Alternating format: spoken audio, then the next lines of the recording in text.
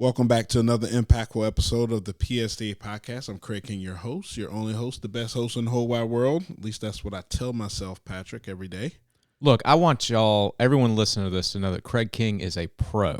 If you don't know that, this man is in here. We are recording and we are getting this done, even though the Niners experienced a Buffalo Bills level gut punch last night. Now, you didn't miss the game-winning field goal as time expired. Been there, done that. But that was definitely a gut punch game. Yeah. But you're here, Craig. You're a pro. I am here. A couple of my friends asked me, was I going to call out sick? But I said, no, I'll just come in to work. Yeah, let's not. This podcast is not about the Niners and how special teams, the offense didn't score enough touchdowns. Defense played lights out for the most part. But it was an important game to remind us all about the importance of great teaching. Yeah. Because without great teachers, you don't know what the overtime rules are in the Super Bowl, right. And that can cause some problems for you. Because I didn't know the updated rules, so I was sad to hear that Craig, 49er fans, Craig, 49er players didn't know the rules. You're not getting paid $7 million a year or whatever it is to make sure the players know. Yeah. But I digress. I just wanted to give you a shout out for being a pro and being here today. Yeah, I appreciate that, Patrick. That doesn't get us any brownie points, but I appreciate that. So, yeah, we're here. We wrapped up week 5. Week 5 is done. We are almost at the 1/3 of the way mark in the legislative session. Wow. Shout out to this week. We have Legislative Hill Day from Scassel, the school librarian. So we're excited to have them tomorrow. So, Patrick, what's going on in the General Assembly? It is going to be a busy week because it's not just the General Assembly. It's also the State Board of Education. Tomorrow, Tuesday, February 13th, is going to be a little bit of pre-Valentine's Day education extravaganza at the State House. We got the State Board of Education just down the road at the Rutledge Building having second reading on their proposed regulation for selection and reconsideration of instructional materials that we've talked about in the past on this podcast. As of the time of recording, we don't have anything new to report on that because the State Board hasn't published anything new other than they did publish the set of initial public feedback that they received prior to the publication of the initial draft way back in like October or November. Overwhelmingly, it was in opposition to the regulation, although the regulation, again, was still being processed at that point. They have not released the second set of more substantive feedback after that initial reg went out, and they certainly haven't released anything that looks like an amendment yet. So we'll be waiting and watching tomorrow at the State Board. And then down the street at the Blatt Building, the Education and Public Works K-12 Subcommittee is going to be holding a hearing on 3 different bills almost at the same time. Wow. Yeah. So we have a very busy Valentine's week this week. So a couple bills that I know one of which we've listed in our legislative agenda, 4280, has passed the House, if I'm correct. That's right. And we are encouraging our Senate, our members to get in contact with the Senate Education Committee to get a hearing on that bill, right? Absolutely. That's a bill that reduces non-instructional paperwork burden on educators, both classroom teachers and our guidance counselors, or just counselors. It's not guidance counselors anymore. It's just counselors.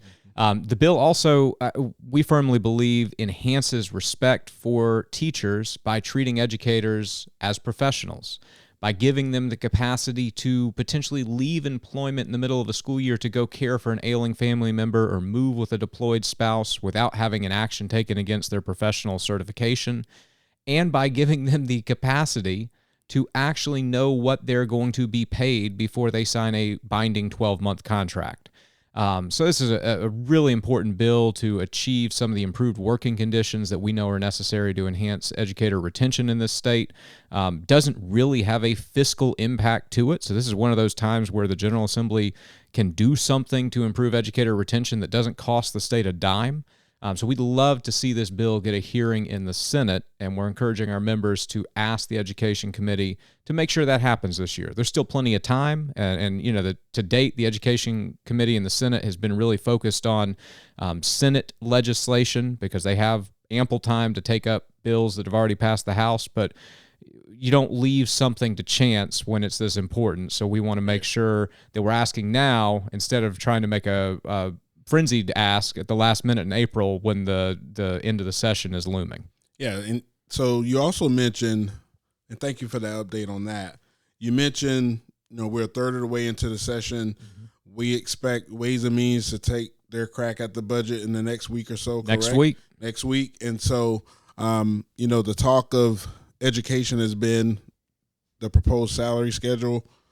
So would you encourage our members that haven't done so to reach out to their elected officials via our LAN to give any input? Because, once that train gets going, and if they put forth some type of suggestion or recommendation in Ways and Means, changes may happen, small changes here and there, but I think right now would be the opportune time, right? Yeah, this is the time. This is the week. Once that you use the correct analogy, once the budget train leaves the station, it is hard to redirect it, especially on the big ticket items. And no ticket is bigger in the budget than educator salaries. It's a huge component of annual state expenditures.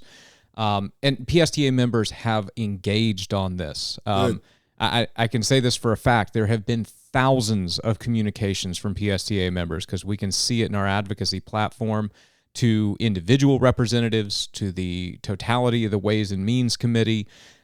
Educator voice is being heard on this. And I think it's important to give credit where credit's due. Representatives are listening. I have had some of the best conversations with representatives over the last 3 weeks about educator salaries and recruitment and retention, because they're hearing from members in their district about concerns that will impact the schools in those communities, and representatives are being responsive. And so I think it's been a powerful example of how relational advocacy can lead to positive outcomes. And I hope that it's been beneficial for our members as well. But this is it. If you haven't done it, make sure that you make that contact this week. And emails are great, but if you got time, pick up the phone and make the phone call.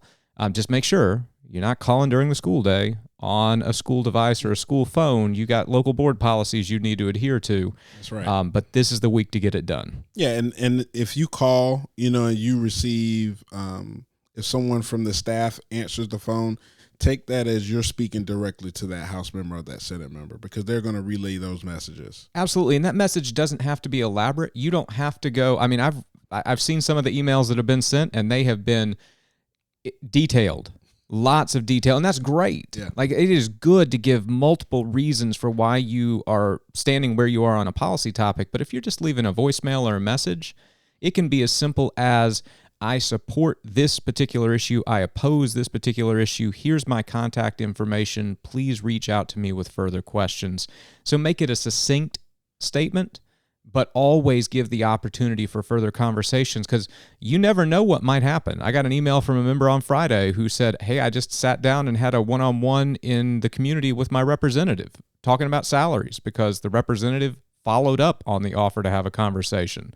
So leave the door open. The worst that can happen is you don't get the return call, but if you get it, that's a great opportunity to share your voice to shape policy. Yeah, and whether that follow-up is because that representative or senator genuinely cares, it could be a combination of, it's an election year, it could be a combination of a number of things, but Patrick did hit on something. Many of our representatives and senators who may not have a background in education are genuinely interested in what you have to say. And so leverage the platform that we use when you receive your legislative alert network, but also, as Patrick mentioned, use the old-fashioned phone call and try to engage them that way as well, because it makes a difference. Now, I will say, because of the time frame from the Ways and Means starting, a handwritten letter may not get there in time. So this week, utilize technology a little bit this week to get your point across. Yeah, not unless you're paying for that like $47 priority overnight envelope or whatever it is. High insurance, if you're going to place right. $1,000 worth of insurance. That's right. Yeah. And just make sure those communications are respectful and civil. Absolutely. Some we always emphasize at PSTA. Assume the best of intentions until somebody proves otherwise, in the same way that in a classroom, you don't want a student who disagrees with your homework policy to be disrespectful, right, or uncivil. Have civil dialogue first and then work from there, because at the end of the day, everybody wants to see South Carolina students succeed. Sure. But our different experiences and backgrounds may shape differently the way that we think the state should go about doing that. And we only benefit from dialogue and learning from different perspectives. Absolutely. Well said. Before we sign off today, Patrick, anything else you want our members to be aware of? Yeah, if you're a PSTA member, please check your LAN email from last Friday about a bill that will be in that education subcommittee hearing tomorrow, Tuesday, February the 13th. They're taking up 3 bills, one of which really concerning to PSTA. It's in direct opposition to our legislative agenda and our stated position on protecting standards-based instruction in South Carolina. The bill is H 4374. Look, there are a lot of problems in South Carolina education, American education, but the rigor and quality of South Carolina's academic standards really isn't one of them. No. Now, could they be improved? Of course they could. Right. And they are being improved to the credit of the State Department of Education and the State Board of Education. The new math standards are more streamlined. They got 35% fewer indicators than the prior standards. Now, I've heard from math friends there's still concerns. There'll always be concerns. We can always improve the product, but H 4374 would really gunk up the social studies standards writing process. And, you know, I teach AP US government at Blythewood High before working for PSTA every day, so this one's near and dear to my heart. But check out the LAN, get some information about that bill, and potentially reach out to the subcommittee members. Because one thing that we don't need to be doing in this state right now is tinkering with our standards writing process, because we've got a good product. And when it comes to social studies standards, we've got some of the most highly rated standards in the country. We've got enough things that aren't working that we need to fix. We don't need to mess with the things that are working. Yeah, that's a great point, Patrick. And for quick reference, you can go to the LAN, but on the 1 minute advocacy, which is some more likely a shorter document, is number 4 on the email that Patrick sent out on Sunday morning. So anything else, Patrick, before we wrap it up? That's it. People just need to be watching over the next week for updates on the budget process and watching for Read to Succeed updates, because on Wednesday, the full Senate Education Committee is scheduled to take up the Read to Succeed bill. And without getting too dorky and weedy right here, it is possible that they could have that onto the Senate floor and back across to the House and onto the governor very quickly, because they've got some procedural tactics at their disposal based on a bill they passed last year. Sounds good. Well, thank you, Patrick. Always our favorite guest having. Happy to be here. Yeah. So it's been another impactful episode of the PSTA podcast. I'm Craig King, your host, and go Niners. See you next time.